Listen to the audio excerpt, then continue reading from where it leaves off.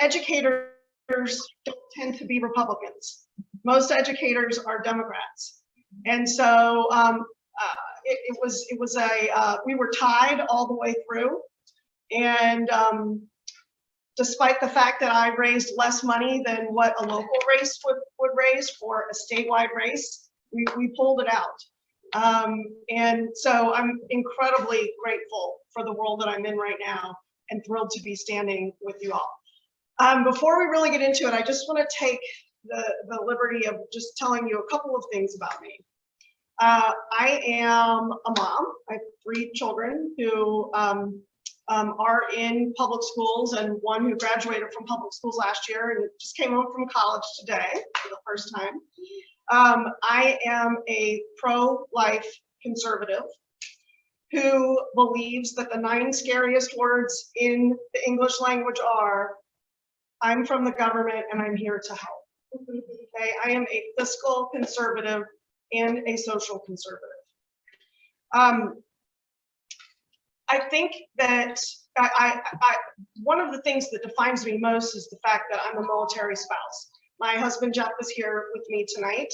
He is a captain in the United States Navy, was active duty for 14 years.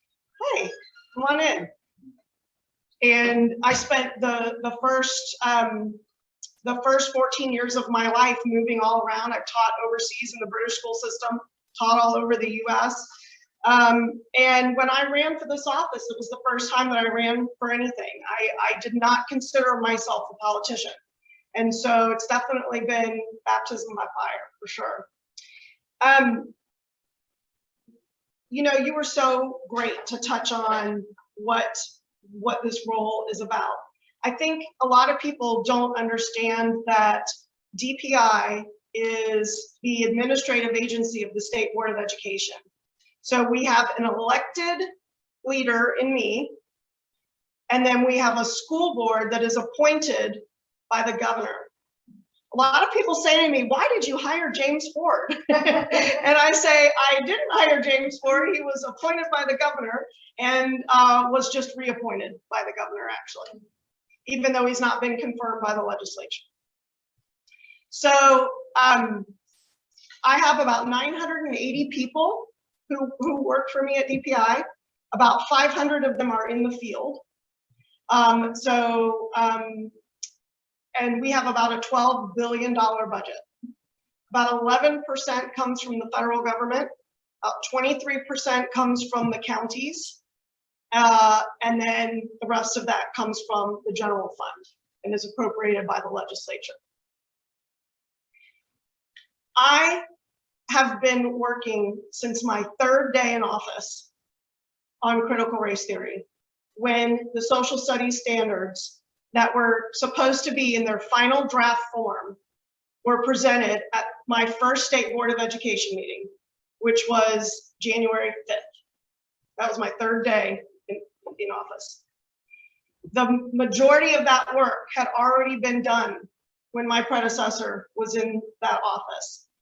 And I don't know if you all remember, but there was a lawsuit between the board and my predecessor, which the department won, but it created a lot of chaos and tension between the board and the Department of Public Instruction.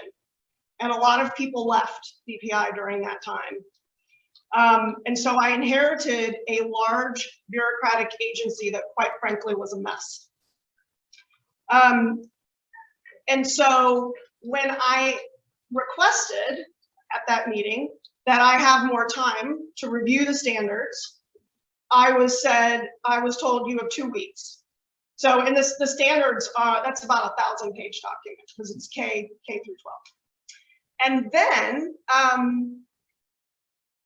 when we gathered the next time, I was told you can't make any changes to the standards themselves because the legislature has put a timeline on when they have to be implemented.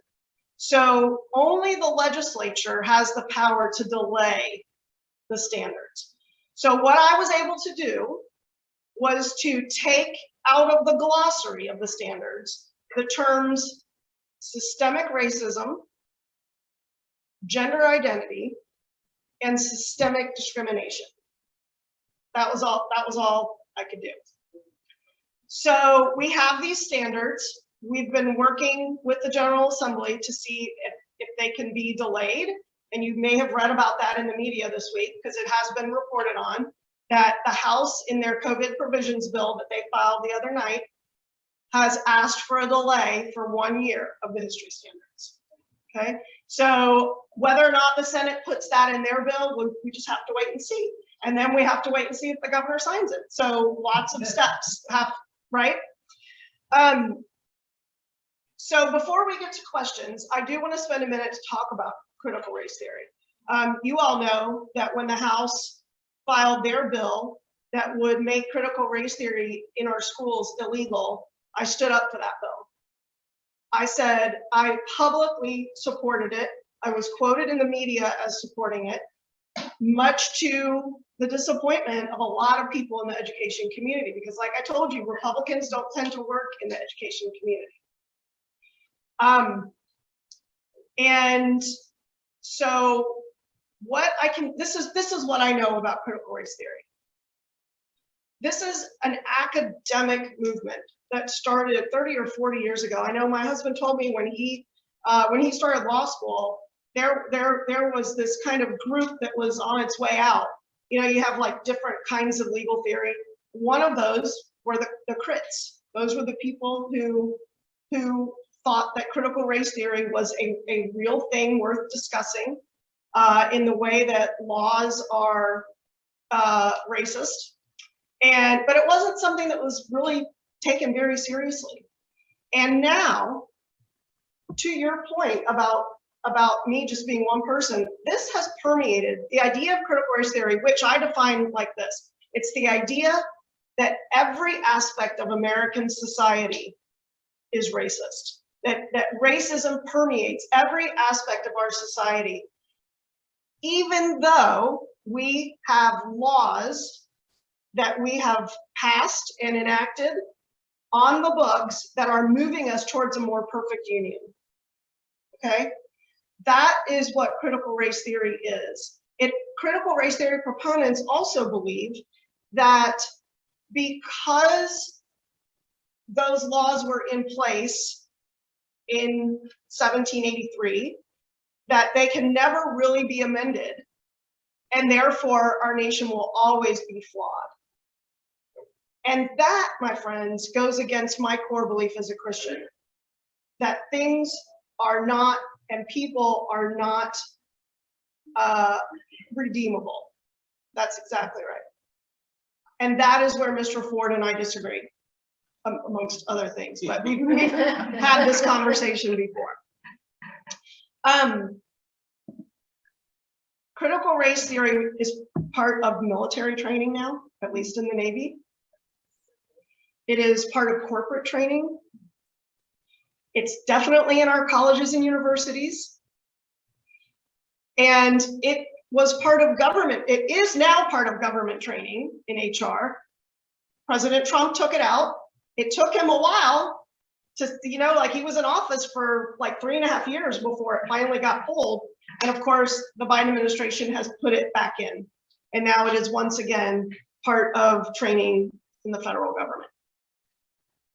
The kind of cowardice that we saw during HB2 from corporations boycotting us is the same cowardice that we see in corporations today.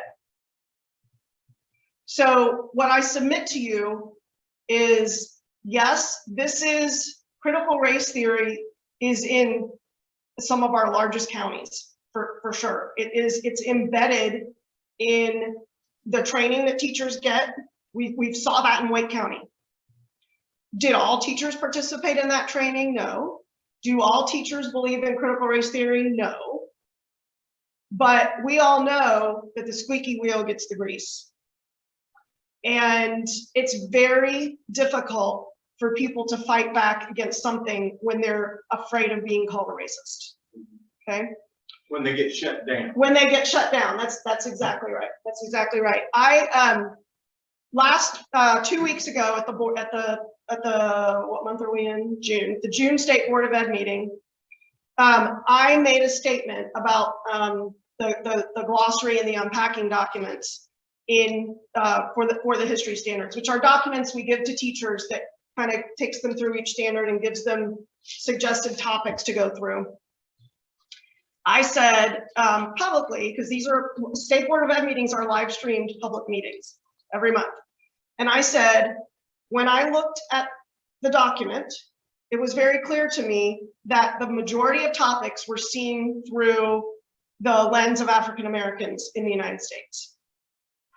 And so I asked them to go back and make it more equitable. We need to have Native Americans represented. We need to have Hispanics represented. We need to have Asians represented. I mean, I live in a community where 30% of the kids in my kids' schools are from Asia. So I made the statement that there were certain groups overrepresented, and the media called me out on it, and Mr. Ford called me out on it. He said, excuse me, I would like for the superintendent to explain what she means when she says some groups are overrepresented. And I said, certainly, let me get my notes. And I opened my notebook and I said, on May 3rd, I went through the American History Standards and I chose 3 standards at random. I read off the standard and I said there were 25 topics suggested. 17 of them were about the African American community. 2 of them had to do with women. None of them had to do with Hispanics. 1 of them had to do with the Asian community, and so on. And I had converted them to percentages and said, you know, 80% of these topics for this standard is about the African American community. That's overrepresentation. So this is something that we've just seen this week is all over the country. Bills are being filed all over the country. Now, I don't think the Senate's going to pick up this bill, y'all. So just be ready for that. So we need to be on Phil Berger right now? Why do you feel that way? Because they haven't, it made crossover, but they haven't, yeah, but they haven't taken it up yet. They haven't, and I'm heard they're not going to discuss it. So is that good or bad? I think, so what I think is that they don't want to touch it because they don't want the publicity. But I don't know that for sure. That's just what I think. So what if they got publicity for not touching it? They won't get the kind of publicity that they're worried about. They want companies like Apple and Google to come to North Carolina, who will say, no, we're not going to come to a state that bans what teachers can teach and not teach, because that's the way the other side sees it. So I think with that, we can take some questions. I'll stop talking. I'll let you hold that for a second. Thank you.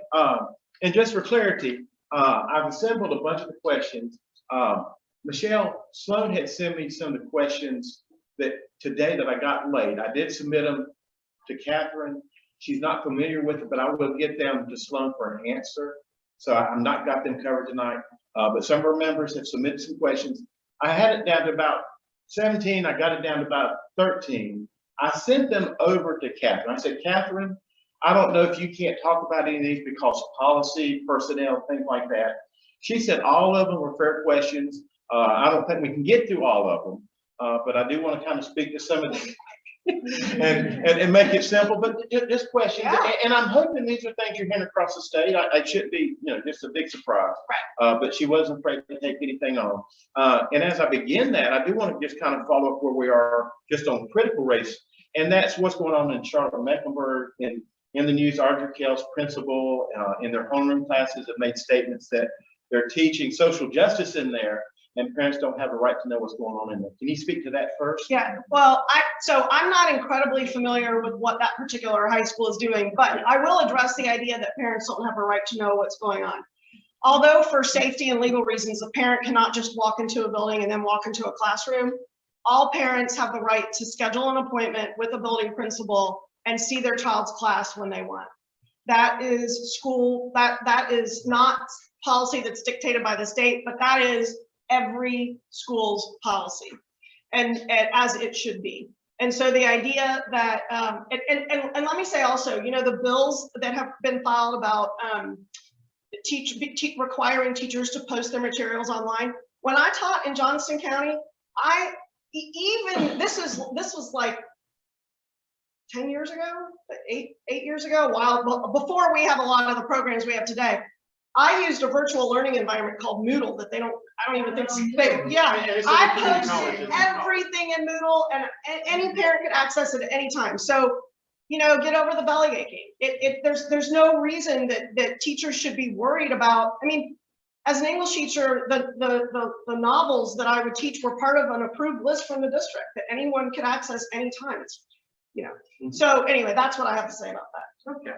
On 1619 in Orange County, that's been a question lately. So just that, and even the 1776 Commission, got any comments on that kind of area? Yes. So we talked about the standards. Standards are what students should know and be able to do. Curriculum is the how. So curriculum is how the teacher decides, I'm going to teach this standard to kids. Curriculum decisions are not made at the state level by law in North Carolina, and it's been this way since the 30s. Okay. Local districts have local control over what they teach or how they implement the standards. So the 1619 curriculum is a curriculum. You will not see that promoted by DPI. And if a school were to adopt it, it would have to have been adopted by the board, by the local board. So it would be hard for it to creep in really easily. Oh yeah, it would have to be, but yeah. And it's been discredited as a history curriculum. It's been discredited by all major historians in the United States. What we're seeing is that 1619 Project and Black Lives Matter, they have other kinds of activities and things that perhaps teachers could access on their own that they could then have in class. Do we have a technical problem? No, Okay. they just can't hear. If you want to either repeat his question or if he wants to speak more into the microphone. Okay, so our next question, and this is another Orange County favorite. We have an equity officer in Orange County and across our county commission and our just a lot of things. So right now, do the North Carolina Department of Public Education need to employ and supplement equity officers? Or is that just something that comes out of the county boards? You mean, does DPI need to pay for your equity officer? Yeah. I mean, how much control would you have No. to shut that off? Okay, I don't have any control. That's a local decision. So this is another kind of important word to define. Equity is not supposed to mean ensuring equal outcomes, right? That's impossible. Equity in education is supposed to mean giving students what they need when they need it. Take, for example, a child who has special needs. It costs more money to educate a child with special needs. When we talk about equity in education, what we're saying is, okay, this student is blind, so we need to accommodate the needs of this student, and perhaps we need to make some structural changes to a building to allow someone in a wheelchair or something else. That's what equity means. It could also mean our academically gifted program. It could mean making sure that we give the funding and support for our high flyers. It means making sure that all children have, it means making sure that kids who don't know English are learning English at school. That's what equity means.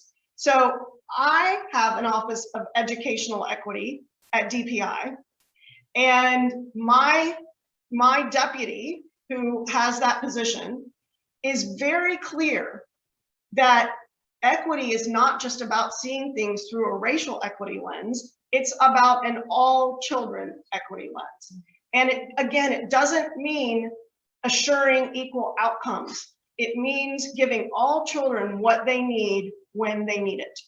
And again, that includes low income white children, it includes Hispanic children, it includes Black children, it includes Asian children, it includes children with special needs, it includes our high flyers, all children. If you have more than one child, you know they all have different needs. That's what equity is. That's what it should be, and that's what it is at DPI. Along that line, some stuff has come out.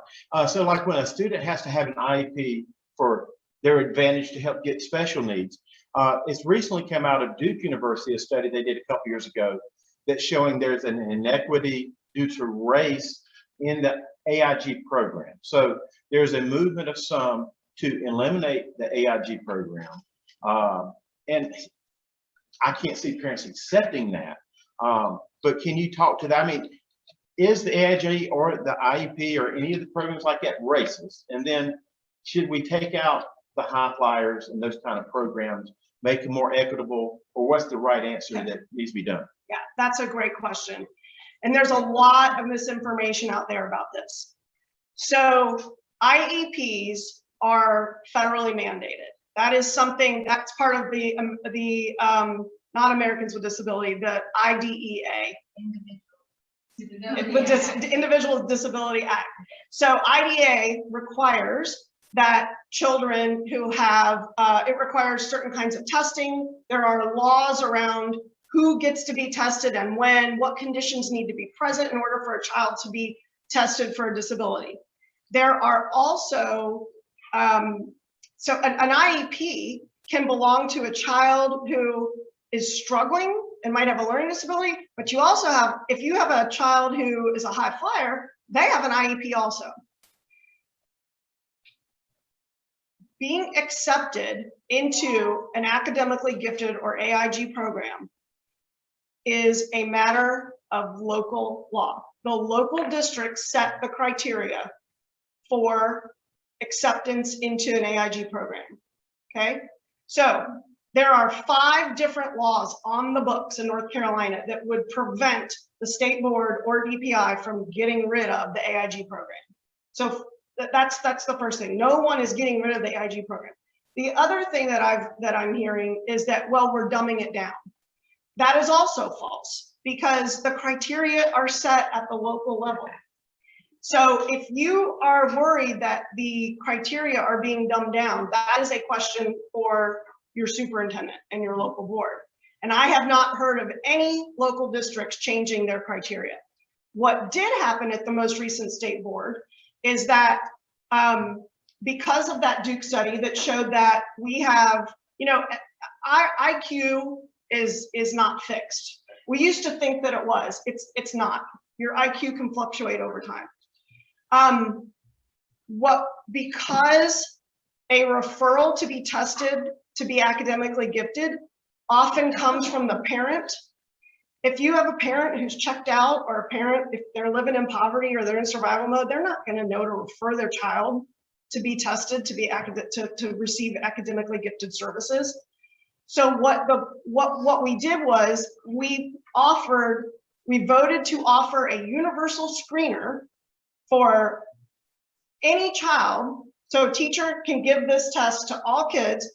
If they meet the criteria of the test, then they can be considered for AIG services. And DPI doesn't give the test, it's for the local districts. So again, we're not telling local districts they have to do it. This is just a tool that's available to them if they want to, be able to screen more kids rather than wait for a parent referral. My next question is kind of deep here, but you may not be deep enough in DPI yet to understand it. There's a national kind of advocating group out of Washington, D.C. that put out information on social emotional learning and the panorama surveys that seemed intrusive into parents and their home, asking homeless kids, about 1.5 million homeless kids across the country taking that. Through that program or any other evaluation tools that you came across that seemed too invasive into the family lives of the citizens in North Carolina? Okay, so I have, so we have DPI, since I have taken office, has not sent out a survey. We have not sent out a survey. I have been told by people in a few counties, by parents in a few counties, that their child took a survey given by their county that asked invasive questions about home life and about it was called a youth risk behavior survey. So they were trying to figure out, are there kids who are at risk? So are they having unprotected sex, or are they having sex at all? We have middle schoolers having sex, right, in our country. So trying to identify that. trying to identify if they're taking drugs. So asking what, and some people might say, yeah, I'm glad they're doing that. Other people might say that's invasive. Either way, did not come from DPI, did not come from my office. What we have asked for through Panorama is we would like to give a survey as kids come back from the pandemic that is about what's happening at school, not about what's happening at home. I've seen the questions myself, they are not invasive. They ask, how do you think things are going at school?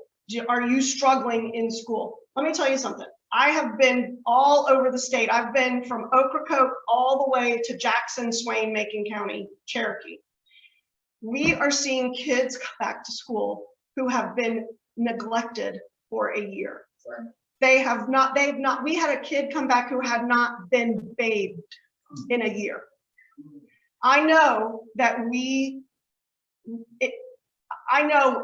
I always say it's a slippery slope when you start talking about how parents don't know what they're doing, right? Because we all know what we're doing with our children and grandchildren. But I'm here to tell you, I have been in education my entire adult life, and there are a lot of bad, evil adults in this world who have children. And so what we are trying to figure out is who has been abused. You all heard Lieutenant Governor Forrest say during the campaign, the number, when we were fighting to get kids back in school, the number of abuse cases reported plummeted. Because who reports abuse cases? Teachers and doctors, and kids weren't seeing either one. So we are trying to ascertain what kids have been through this past year. And that is the purpose of that survey. It does ask, what race are you? That's one for demographics. And it asks if you're a boy or a girl. And then the rest of it's 2 pages, and none of the questions are about parents. None of the questions are about sex or drugs or alcohol or guns, or it's all what's happening at school. So we can provide better services? Yes, exactly. And there are 3 counties right now who are already piloting some telemedicine and stuff like that. And they happen to be, 2 of those counties happen to be Speaker Moore and Senator Berger's counties. Where are we at in that home mask rate? So I am getting ready to join with the House in calling for the governor to lift the mask bill. We have a requirement. Every month, DHHS gives a report at the State Board of Education meeting, and every month, you can go back and listen to it. I am on record as saying, what metrics are you going to use to determine when the mask is going to come off? And they give me a 5-minute answer, and I say, so you don't know. And the truth is that they're waiting, Governor Cooper is waiting for the CDC to tell him what to do, because that's how he has managed everything with the pandemic. So what we don't want is for another 11th hour disaster like we had all throughout the pandemic about whether or not kids are going to be in school, whether or not the vaccine is going to be available for this group, et cetera. We want a decision made while kids are in summer school. Kids do not need to be wearing a mask while they are in summer school, and they definitely don't need to wear a mask when they come back to school. And the superintendents and I are aligned on this. Most of the superintendents I talk to do not want there to be a mask mandate when school starts. Have you met Roy Cooper yet, face to face?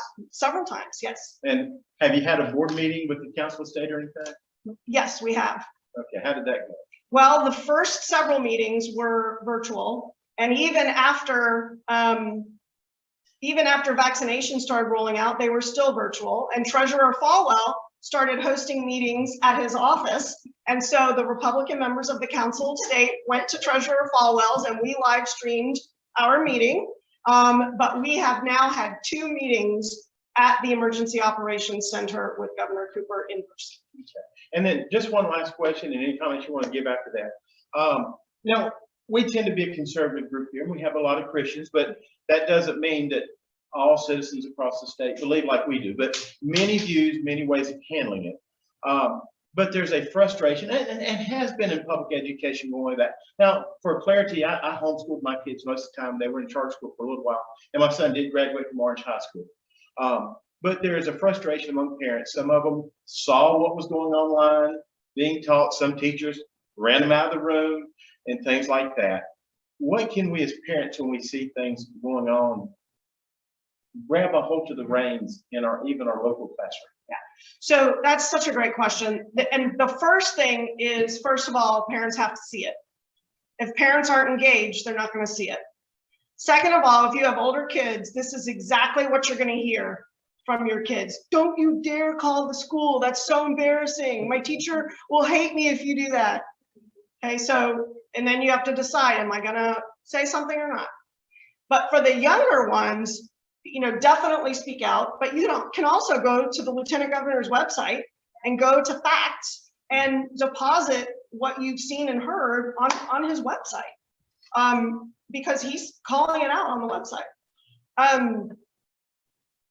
The other thing that I would remember is that, again, when it comes to this stuff and to curriculum and what we don't want to see, all politics is local.